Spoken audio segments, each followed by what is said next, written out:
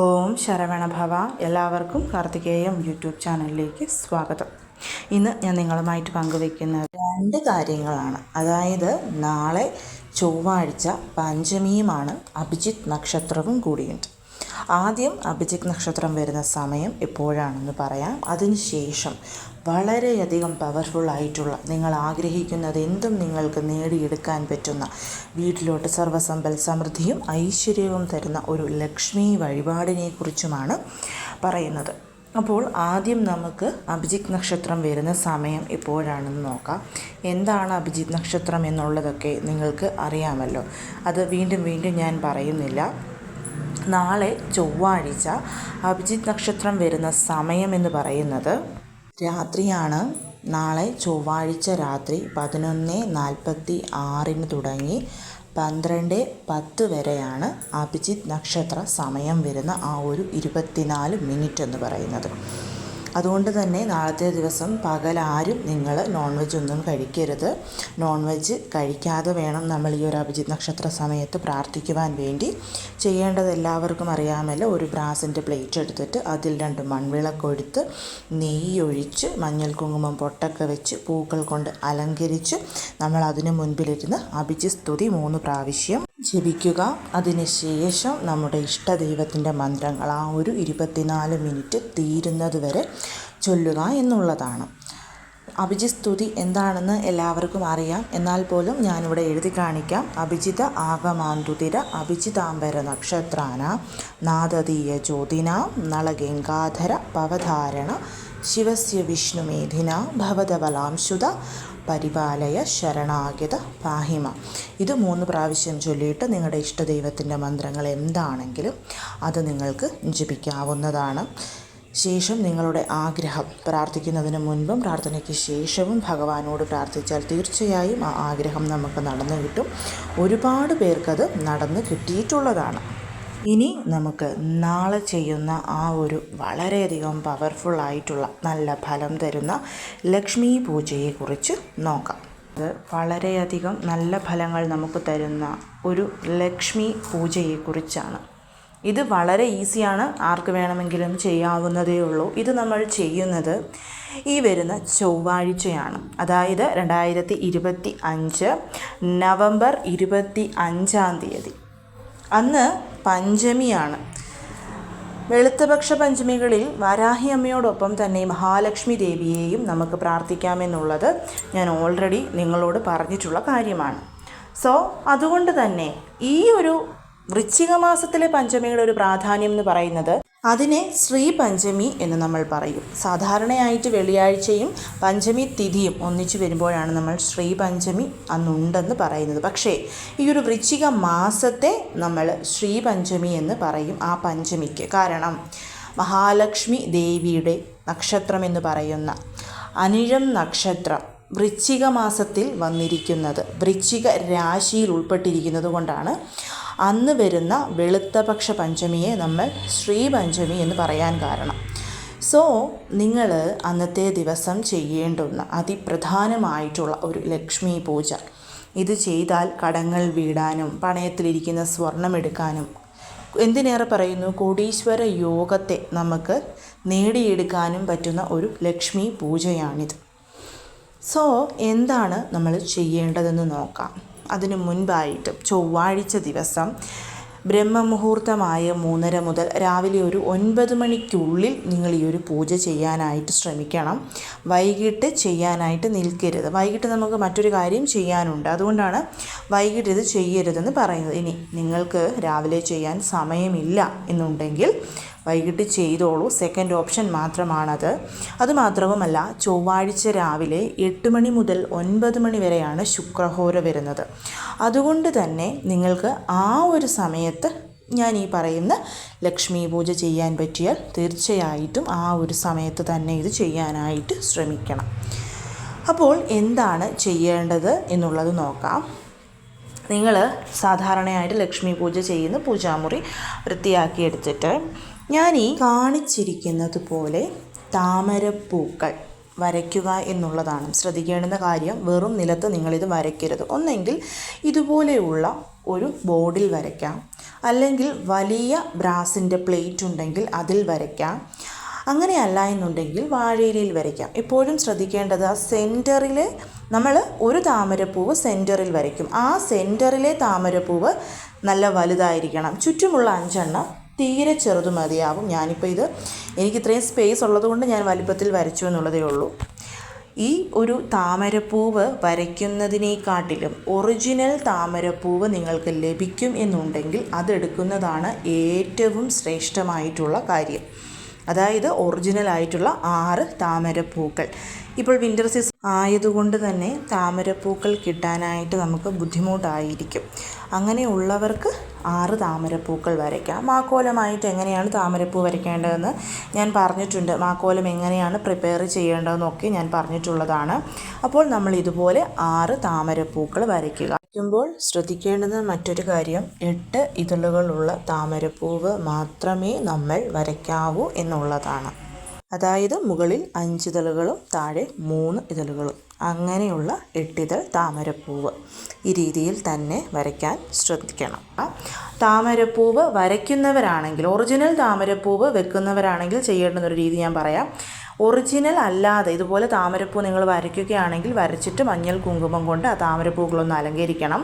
Original താമരപ്പൂക്കളാണെന്നുണ്ടെങ്കിൽ നിങ്ങൾ ചെയ്യേണ്ടത്, എല്ലാ താമരപ്പൂവിനും ഒരേ വലിപ്പമായിരിക്കുമല്ലോ. അപ്പം നിങ്ങൾ എടുക്കുന്ന ബോർഡാണെങ്കിലും പ്ലേറ്റ് ആണെങ്കിലും വാഴയിലയാണെങ്കിലും അതിന് പുറത്തായിട്ട് 3 പിടി പച്ചരി ഇട്ടിട്ട് നന്നായിട്ട് അത് നിരത്തിയിട്ട് ഒരു താമരപ്പൂവ് നടുക്ക് വെച്ചിട്ട് ബാക്കിയുള്ള 5 താമരപ്പൂവും ചുറ്റുമായിട്ട് വെച്ചാൽ മതിയാകും. എന്നിട്ട് നിങ്ങൾ അവിടെ പിന്നെ മഞ്ഞൾ കുങ്കുമൊന്നും സമർപ്പിക്കേണ്ടെന്ന് ആവശ്യമില്ല. അപ്പം ഇത്രയും ചെയ്തു. ഇനി ചെയ്യേണ്ടുന്ന കാര്യം എന്ന് പറയുന്നത്, ഒറിജിനൽ താമരപ്പൂവാണെന്നുണ്ടെങ്കിൽ നിങ്ങൾ ആ താമരപ്പൂവൊക്കെ നന്നായിട്ട് വിടർത്തി വെക്കണം. വിടർത്തി വെച്ചിട്ട് അതിന് മുകളിലായിട്ട് നിങ്ങളുടെ കയ്യിലുള്ള നാണയങ്ങൾ, 5 രൂപയുടെയോ 1 രൂപയുടെയോ എത്ര നാണയങ്ങളുണ്ടോ ആ നാണയങ്ങൾ എടുക്കാം. വെള്ളി നാണയങ്ങൾ എടുക്കാം, സ്വർണ്ണ നാണയമുണ്ടെങ്കിൽ അതെടുക്കാം. നിങ്ങളുടെ കയ്യിലുള്ള സ്വർണ്ണ ആഭരണം എന്താ ഉള്ളതെന്ന് വെച്ച് കഴിഞ്ഞാൽ അതെടുക്കാം. ഇതെല്ലാം കൂടെ എടുത്ത് ആ ഒരു താമരപ്പൂവിന് മുകളിലായിട്ട് വെക്കുക. അപ്പം ഞാനിവിടെ നിങ്ങളെ കാണിച്ചു തന്നിരിക്കുന്നത്, ഇതിപ്പം ജസ്റ്റ് ഡെമോ ആയതുകൊണ്ടാണ് താമരപ്പൂവിൻ്റെ പുറത്ത് മഞ്ഞൾ കുങ്കുമൊന്നും ഇടാത്തത്. ഞാനിവിടെ താമരപ്പൂവ് വരച്ചിട്ട് ഒന്നെങ്കിൽ ബ്രാസിൻ്റെ ഒരു പ്ലേറ്റ് നിങ്ങൾക്ക് എടുക്കാവുന്നതാണ് അതിന് പുറത്തായിട്ട് വെക്കാൻ വേണ്ടിയിട്ട്, വരയ്ക്കുന്നവരാണെങ്കിൽ. ഒറിജിനൽ താമരപ്പൂ ആണെങ്കിൽ ഞാൻ പറഞ്ഞല്ലോ ഡയറക്റ്റായിട്ട് അതിൻ്റെ പുറത്തോട്ട് വെച്ചാൽ മതിയാവും. ഇനി ബ്രാസിൻ്റെ പ്ലേറ്റ് ഇല്ലെങ്കിൽ നിങ്ങൾക്കൊരു വാഴയില ആ ഒരു താമരപ്പൂവിൻ്റെ മുകളിലോട്ട് വെച്ചിട്ട്, ഞാൻ ഇവിടെ വെച്ചിട്ടുള്ളത് ഒരു ബ്രാസിൻ്റെ പ്ലേറ്റിൽ എൻ്റെ കയ്യിൽ 100 രൂപ നാണയങ്ങൾ ഉണ്ടായിരുന്നു, അത് വെച്ചു. പിന്നെ കുറച്ച് വെള്ളി നാണയങ്ങൾ ഉണ്ടായിരുന്നത് വെച്ചു. 5 രൂപയുടെയും 10 രൂപയുടെയും ഗോൾഡൻ കളറിലെ നാണയങ്ങൾ വെച്ചു. സ്വർണമായിട്ട് ഒരു ചെയിൻ വെച്ചിട്ടുണ്ട്, എപ്പോഴും പൂജയ്ക്ക് ഉപയോഗിക്കുന്നതാണ്. ഒപ്പം തന്നെ ഒരു ചെറിയ കമ്മലിൻ്റെ ഒരു പാർട്ട് വെച്ചിട്ടുണ്ട്. ഇത് 1 വർഷത്തേക്ക് നമ്മളിത് വെച്ചിട്ട് തിരിച്ചെടുക്കാൻ പാടില്ലെന്നുള്ളതാണ്. അതുകൊണ്ടാണ് ഇത്രയും ചെറിയൊരു പീസ്, ഇത് ഞാൻ ഉപയോഗിക്കാത്ത കമ്മലിൻ്റെ ഒരു ഞാത്തായതുകൊണ്ടാണ് അത് വെച്ചിരിക്കുന്നത്. നിങ്ങളുടെ കയ്യിൽ ചെറിയ മൂക്കൂത്തി ഉണ്ടെങ്കിൽ നിങ്ങൾക്ക് ആ ഒരു മൂക്കൂത്തി എടുക്കാവുന്നതാണ്, അല്ലെങ്കിൽ ആ മൂക്കൂത്തിയുടെ ഒരു ആണി എടുക്കാവുന്നതാണ്. അതെന്തുമായിക്കൊള്ളട്ടെ. പക്ഷേ നമ്മളിത് ഈ ഒരു വൃശ്ചിക മാസത്തിലെ പഞ്ചമിയിൽ ഇത് പൂജയ്ക്ക് വെച്ച് കഴിഞ്ഞാൽ നമ്മളിത് തിരിച്ച് എടുത്ത് ലോക്കറിൽ സൂക്ഷിച്ചു വെക്കണം. അടുത്ത വൃശ്ചിക മാസത്തിലും ഇതെടുത്ത് ഇതുപോലെ പൂജ ചെയ്യുക, വീണ്ടും എടുക്കുക. നമ്മുടെ ലൈഫ് ലോങ്ങിൽ ഇത് നമ്മൾ യൂസ് ചെയ്യാനേ പാടില്ലെന്നുള്ളതാണ്.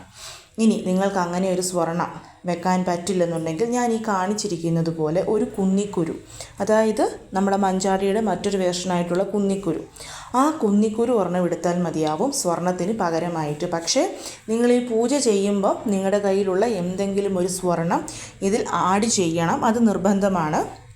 അതെടുത്ത് വെക്കണ്ട, പകരം കുന്നിക്കുരു എടുത്ത് വെച്ചാൽ മതിയാവും. ഇത്രയും കാര്യങ്ങൾ ക്ലിയറായി എന്ന് വിശ്വസിക്കുന്നു. അപ്പം നിങ്ങളുടെ കയ്യിൽ 100 വെള്ളി നാണയങ്ങളുണ്ടെങ്കിൽ അത് വെക്കാം, സ്വർണ്ണ നാണയങ്ങളുണ്ടെങ്കിൽ അത് വെക്കാം, എന്തും വെക്കാം. ഡയമണ്ട് ഉണ്ടെങ്കിൽ ഡയമണ്ട് ഒക്കെ വെക്കാം, നിങ്ങളുടെ ഇഷ്ടമാണ്. എന്തായാലും ഇത്രയും നിങ്ങൾ ഇതിൽ വെക്കണം, നടുക്കിരിക്കുന്ന താമരപ്പൂക്കളിൽ. ഇനിയിപ്പം 100 രൂപ നാണയങ്ങളില്ല, 10 11 ഉള്ളെങ്കിലും സാരമില്ല. നിങ്ങളുടെ കയ്യിൽ എത്ര നാണയങ്ങൾ എടുക്കാനുണ്ടോ അത്രയും നാണയങ്ങൾ എടുക്കണം, സ്വർണം എടുക്കണം, വെള്ളിയുണ്ടെങ്കിൽ അതെടുക്കണം, എല്ലാം എടുക്കണം. അതാണ് നടുക്ക് വെക്കേണ്ടത്. ബാക്കി സെൻറ്ററിലുള്ള ആ ഒരു താമരപ്പൂവിൽ ഇത് വെച്ചിട്ട് ചുറ്റുമുള്ള 5 താമരപ്പൂക്കളിൽ നമ്മൾ വെക്കേണ്ടത് കുങ്കുമപ്പൂവാണ്. കുങ്കുമപ്പൂ അല്ലാതെ ഇവിടെ വേറൊരു ഓപ്ഷനും ഇല്ല. അതുകൊണ്ട് ഒരു ചെറിയ പാക്കറ്റ് കുങ്കുമപ്പൂവെങ്കിലും നിങ്ങൾ വാങ്ങിക്കാനായിട്ട് ശ്രമിക്കണം. ഇപ്പം ഞാനിത് ഒരു താമരപ്പൂവിൽ കുപ്പിയോടുകൂടി വെച്ചിരിക്കുന്നത് കാണിച്ചു എന്നുള്ളതേ ഉള്ളൂ. നിങ്ങൾ നിങ്ങളുടെ കയ്യിൽ കുറച്ചെടുത്തിട്ട് 5 താമരപ്പൂക്കളിലും നടുക്കായിട്ട് കുറേശ്ശെ കുങ്കുമപ്പൂവും കൂടി ഇട്ട് വെക്കണം. പിന്നെ ഒരു വിളക്ക്, നിങ്ങൾ സാധാരണ നിലവിളക്കൊക്കെ കത്തിച്ച് വെച്ചിട്ടാണ് ഈ പൂജ ചെയ്യുന്നതെങ്കിൽ ആ നിലവിളക്ക് ധാരാളമാണ്. അങ്ങനെയല്ല, രാവിലെ ഒരു 8 to 9 വരുന്ന ശുക്രഹോര സമയത്താണ് നിങ്ങൾ ഈ ഒരു പൂജ ചെയ്യാൻ ഉദ്ദേശിക്കുന്നത് എന്നുണ്ടെങ്കിൽ നിങ്ങൾ ചെയ്യേണ്ടത് ഒരു ചെറിയ മൺവിളക്കോ അഷ്ടലക്ഷ്മി വിളക്കോ, ഇനിയിപ്പോൾ നിങ്ങളുടെ കയ്യിൽ വെള്ളി വിളക്കുണ്ടെങ്കിൽ അതോ കത്തിച്ച് വെച്ചിട്ട് ഈ ഒരു പൂജ ചെയ്യാവുന്നതാണ്. അപ്പം ഇത്രയും കാര്യങ്ങളാണ് ഈ പൂജയ്ക്ക് വേണ്ടത്. ഇനി വേറെ മറ്റൊന്നുമില്ല.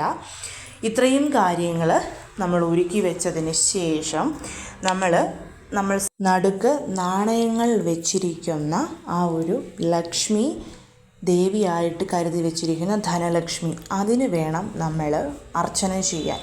ശ്രീവത്സ ലക്ഷ്മി പൂജയിൽ ധനലക്ഷ്മി അഷ്ടോത്തരം ഞാൻ നിങ്ങൾക്ക് പറഞ്ഞു തന്നിരുന്നു. ഇത് സാധാരണ ലക്ഷ്മി ദേവിയുടെ അഷ്ടോത്തരമായ ഓം പ്രകൃതിയെ നമ ഓം വികൃതിയെ നമ ചൊല്ലി നമ്മൾ അർച്ചന ചെയ്യരുത്. പകരം ധനലക്ഷ്മി അഷ്ടോത്തരം തന്നെ ചൊല്ലി അർച്ചന ചെയ്യണം. ഇവിടെ അർച്ചന ചെയ്യാൻ വേണ്ടി നമ്മൾ എടുക്കേണ്ടത് ത്രിനേത്രം എന്ന് പറയുന്ന കൂവളത്തിലയാണ്.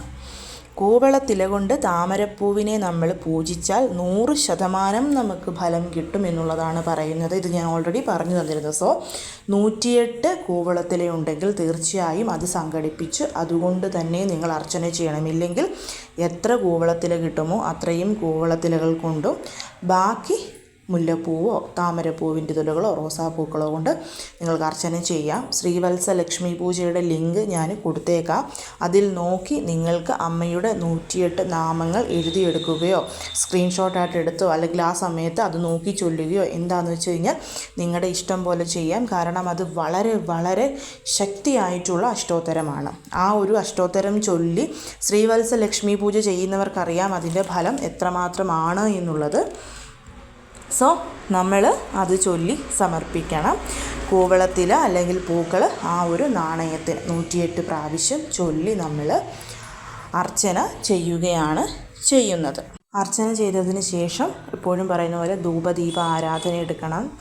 നിവേദ്യമായിട്ട് പാൽപായസവും നട്ട്സും വെറ്റിലപ്പാക്കും സമർപ്പിക്കണം. നട്ട്സ് എന്ന് പറയുമ്പം കാഷ്യൂ, ബദാം, പിസ്ത, ഡ്രൈ ഗ്രേപ്സ്, അങ്ങനെ എന്തൊക്കെയാണോ നിങ്ങളുടെ കയ്യിലുള്ളത് അതൊക്കെയാണ് നമ്മൾ സമർപ്പിക്കേണ്ടത്. ശേഷം കർപ്പൂര ആരതിയും കൂടി എടുക്കണം. എടുത്തിട്ട് നമസ്കരിക്കണം ദേവിയെ. എൻ്റെ വീട്ടിലോട്ട് എനിക്ക് സർവ്വ ഐശ്വര്യങ്ങളും ഐശ്വര്യങ്ങളും തന്ന് അനുഗ്രഹിക്കണമെന്ന് പ്രാർത്ഥിക്കണം. എന്നിട്ട് ചൊവ്വാഴ്ച രാവിലെ ഞാൻ ഈ പറഞ്ഞ സമയത്ത് ഇത് ചെയ്തെങ്കിൽ അന്നത്തെ ദിവസം മുഴുവൻ അതവിടെ ഇരുന്നോട്ടെ, അതവിടെ മാറ്റേണ്ടുന്ന ആവശ്യമേ ഇല്ല. ചൊവ്വാഴ്ച വൈകിട്ട് സന്ധ്യയ്ക്ക് നിങ്ങൾ നിലവിളക്കൊക്കെ കൊളുത്തിയതിന് ശേഷം എന്ത് ചെയ്യണം എന്ന് വെച്ച് കഴിഞ്ഞാൽ ഇതുപോലെയുള്ള പൗച്ചസ് എടുക്കുക.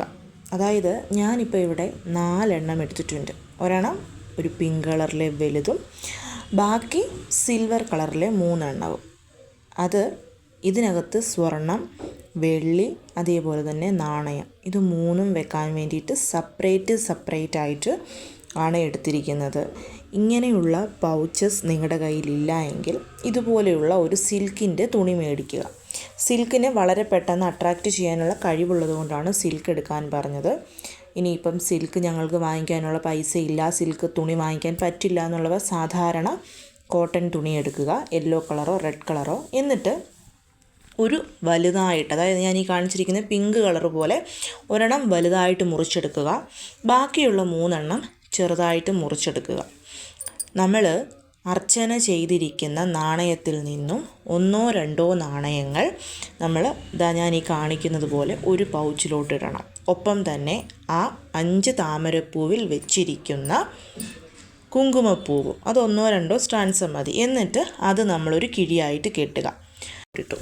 അടുത്ത പൗച്ച് എടുക്കുന്നു, അല്ലെങ്കിൽ അടുത്ത ചെറിയ പീസ് ഓഫ് ക്ലോത്ത് എടുക്കുന്നു.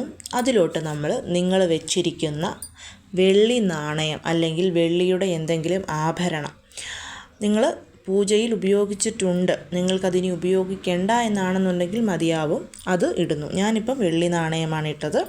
അത് നമ്മൾ വീണ്ടും ആ വലിയ അതിലോട്ട് വെക്കുന്നു. അപ്പോൾ വെള്ളി നാണയത്തോടൊപ്പം തന്നെ കുങ്കുമപ്പൂവും 1-2 സ്ട്രാൻഡ്സ് ഇടണം. അടുത്തത് 3ാമത്തെ പൗച്ച് എടുക്കുന്നു.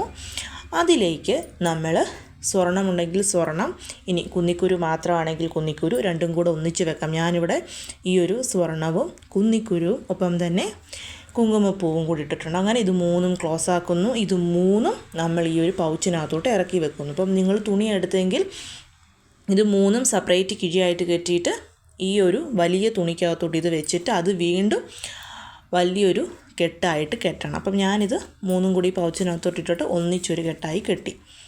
അതിനുശേഷം ഇത് നിങ്ങളെടുത്ത് നിങ്ങളുടെ വീട്ടിൽ പൈസ വെക്കുന്ന എവിടെയാണോ ആ ഒരു ഭാഗത്ത് വെച്ചിരിക്കുക. എല്ലാ വെള്ളിയാഴ്ചയും ലക്ഷ്മി പൂജ ചെയ്യുമ്പോൾ, രാവിലെയാണോ വൈകിട്ടാണോ നിങ്ങൾ എപ്പോഴാണോ ലക്ഷ്മി പൂജ ചെയ്യുന്നത് ആ ഒരു സമയത്ത് ഈ ഒരു പൗച്ച് നിങ്ങളുടെ പൂജയിൽ ഉൾപ്പെടുത്തി ദീപധൂപ ആരതിയൊക്കെ കാണിച്ചിട്ട് തിരിച്ച് എടുത്തെടുത്ത് തന്നെ വെച്ചിരിക്കുക. അടുത്ത വർഷം 2026 വൃശ്ചിക മാസത്തിലെ പഞ്ചമിക്ക് മാത്രമേ ഇനി ഇത് തുറന്ന് ഇതിൽ നിന്നും ആവശ്യമായിട്ടുള്ള എല്ലാ വസ്തുക്കളും എടുത്ത് വെളിയിൽ വെച്ച് നമ്മൾ പൂജ ചെയ്യാവുള്ളൂ. എന്നിട്ട് വീണ്ടും ഇതുപോലെ തന്നെ ആക്കി വെക്കുക. ഇത് ധനപരമായിട്ട് നല്ല ഉയർച്ച നമുക്ക് തരും, നല്ല രീതിയിൽ ധനത്തെ അട്രാക്റ്റ് ചെയ്യും. അത്ര പവർഫുള്ളായിട്ടുള്ളതാണ് ഈ ഒരു കാര്യം എന്ന് പറയുന്നത്. അപ്പം നിങ്ങളിത് നിങ്ങളുടെ വീട്ടിലോട്ട് ധനത്തെ അട്രാക്റ്റ് ചെയ്യും, സ്വർണത്തെ അട്രാക്റ്റ് ചെയ്യും, വെള്ളിയെ അട്രാക്റ്റ് ചെയ്യും. ആവശ്യമില്ലാത്ത ചിലവുകളൊക്കെ കുറച്ച് എല്ലാ രീതിയിലും ശുക്രവശ്യം നിങ്ങൾക്ക് ഏർപ്പെടുത്തി തരും. ഇനി നമ്മൾ ആ 5 താമരപ്പൂവിലും കുറേശ്ശെ കുങ്കുമപ്പൂ വെച്ചിരുന്നല്ലോ, അത് കംപ്ലീറ്റ് ആയിട്ട് നമ്മൾ ഈ പൗച്ചിലിട്ടിട്ടില്ല. മിച്ചം വന്നിട്ടുള്ള കുങ്കുമപ്പൂ എല്ലാം കൂടി എടുത്തൊരു ചെറിയ ഡപ്പായിലിട്ട് അടച്ചു മാറ്റി വെക്കണം. എല്ലാ ദിവസവും രാത്രിയിൽ പാൽ കുടിക്കുന്ന ശീലമുള്ളവരാണ് നിങ്ങളെന്നുണ്ടെങ്കിൽ നിങ്ങൾ ആ പാലിൽ ഈ കുങ്കുമപ്പൂ ഇട്ട് കുടിക്കണം. ഇനി എല്ലാ ദിവസവും ഞങ്ങൾക്ക് കുടിക്കാൻ പറ്റില്ല എങ്കിലും വെള്ളിയാഴ്ച ദിവസമെങ്കിലും നിങ്ങളിത് കുടിക്കണം. ഇത് ശുക്രവശ്യത്തെയും ജനവശ്യത്തെയും ഭാര്യാഭർത്തൃ ബന്ധത്തിൽ സന്തോഷമുണ്ടാവാനും ഐക്യമുണ്ടാവാനും നമുക്ക് മുഖത്തിനൊരു സ്ത്രീത്വം ഉണ്ടാവാനും ഒക്കെ സഹായിക്കും. അതുകൊണ്ട് തന്നെ ഒരു വർഷത്തേക്ക്, അതായത് അടുത്ത വർഷത്തെ പഞ്ചമി വരെ എടുക്കാൻ വേണ്ടിയിട്ടുള്ള അത്രയും കുങ്കുമപ്പൂ വേണമെങ്കിൽ നിങ്ങൾക്കിതിൽ ആഡ് ചെയ്യാവുന്നതാണ്. ഇത് നിങ്ങൾ പാല് കാച്ചുമ്പം പാല് തിളച്ച് വന്ന് പഞ്ചസാര ഇടുന്ന കൂട്ടത്തിൽ ഈ കുങ്കുമപ്പൂവും കൂടി ഇടുക. ഇപ്പോൾ നോർമലി ആ യെല്ലോ കളർ അതിലോട്ട് ആയിക്കോളും. എന്നിട്ട് നമ്മുടെ ഹസ്ബൻഡിന് കൊടുക്കുക, മക്കൾക്കൊക്കെ കൊടുക്കുക. അവർക്കൊക്കെ വളരെ നല്ല ഐശ്വര്യം. നമ്മുടെ മക്കൾക്കൊക്കെ ചെറുതാണെങ്കിൽ അവർക്കിപ്പോഴേ അത് കൊടുത്തോളൂ. അവരുടെ ഭാവിയിലോട്ട് അവർക്കതൊരു മുതൽക്കൂട്ട് തന്നെ ആയിരിക്കും. പിന്നെ നമ്മൾ സാധാരണ മിച്ചം വെച്ചിട്ടുള്ള നാണയങ്ങളുണ്ടല്ലോ, അതൊക്കെ സാധാരണ നിങ്ങൾക്ക് അർച്ചന ചെയ്യാൻ വേണ്ടിയിട്ട് ഒക്കെ എടുക്കാം. പക്ഷേ അതൊരിക്കലും നമ്മൾ വെളിയിൽ കടയിലൊന്നും കൊടുത്ത് സാധനമൊന്നും മേടിക്കരുത്. ആ നാണയങ്ങൾ നിങ്ങൾ സൂക്ഷിച്ച് തന്നെ വെക്കണം. അതിൽ ചേർത്തിട്ടുള്ള ആഭരണം നിങ്ങൾക്ക് ധരിക്കാനായിട്ട് എടുക്കാം. അങ്ങനെയാണ് ചെയ്യേണ്ടത്. ഈ ഒരു പൂജ നിങ്ങൾ ചെയ്യുന്നത് വഴി വളരെ നല്ല ഫലം നിങ്ങൾക്ക് ലഭിക്കും.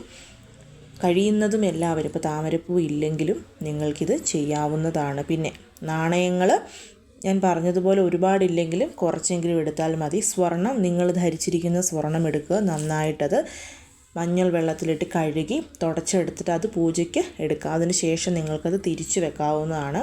സ്വർണം അങ്ങനെ ഒരു വർഷത്തേക്ക് തിരിച്ചെടുക്കാൻ പറ്റാത്ത പോലെ വെക്കാൻ പറ്റാത്തവരോടാണ് ഞാൻ ഈ കുന്നിക്കുരു എടുത്താൽ മതിയെന്ന് പറഞ്ഞത്. പക്ഷേ പൂജയിൽ സ്വർണത്തിൻ്റെ എന്തെങ്കിലും ഒരു ചെറിയൊരു പൊട്ടെങ്കിലും ഉള്ളത് വളരെ വളരെ നല്ലതാണ്. ഇനി വെള്ളിയാണ്, വെള്ളി നാണയങ്ങളൊന്നുമില്ല എന്ന് പറയുന്നവർ നിങ്ങളുടെ കയ്യിൽ വെള്ളിയുടെ കമ്മലോ മക്കളുടെ അരഞ്ഞാണത്തിൽ നിന്ന് വിട്ടുപോയിട്ടുള്ള എന്തെങ്കിലും കണ്ണിയോ ഒക്കെ ഉണ്ടെങ്കിൽ, അല്ലെങ്കിൽ നമ്മുടെ കൊലുസിൻ്റെ മുത്ത് ഇതൊക്കെ ഉണ്ടെങ്കിൽ ഇതൊക്കെ ആഡ് ചെയ്യാവുന്നതാണ്.